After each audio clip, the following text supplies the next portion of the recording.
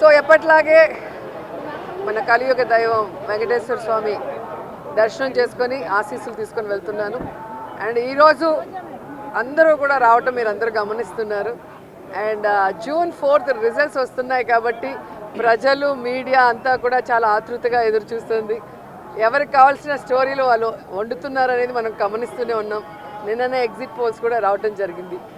ఎవరు ఏం exit polls ఇచ్చినా ఎక్కడ ఏం డిస్కస్ చేసినా ఫైనల్గా జరిగేది second time Jagananna CM.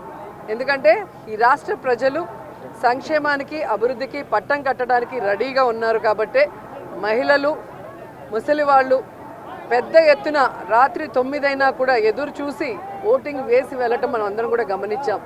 So మనకి స్వాతంత్రం వచ్చిన తర్వాత ఇంత పెద్ద ఎత్తున సంక్షేమాన్ని అభివృద్ధిని ప్రజల కోసం అందించిన ఏకైక ముఖ్యమంత్రి జగన్మోహన్ రెడ్డి గారు. రాష్ట్రం విడిపోయి నష్టాల్లో కష్టాల్లో ఉన్నా కూడా ప్రభుత్వ బాధ్యతగా ప్రజలకి మంచి చేయాలి, రాష్ట్రాన్ని అభివృద్ధి వైపుకి నడిపించాలి అని చిత్తశుద్ధితో పారదర్శక పరిపాలన అందించారు. కాబట్టే ఈరోజు మేమంతా కూడా చాలా కాన్ఫిడెంట్గా ఉన్నామన్న విషయాన్ని మీ అందరికీ తెలియజేసుకుంటున్నాం.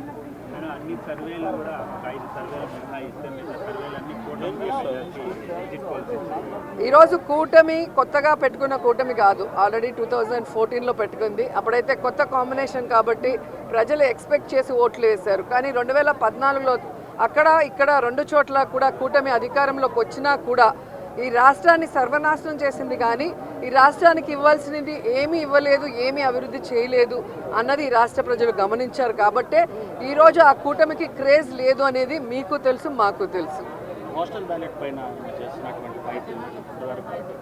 ఖచ్చితంగా ఈరోజు ప్రజలందరూ కూడా గమనించాల్సిన విషయం, వ్యవస్థలు ఏ విధంగా ఈరోజు చంద్రబాబు నాయుడు చేతిలో వాళ్ళు ఇష్టానుసారం చేస్తున్నారో మనం గమనిస్తున్నాం.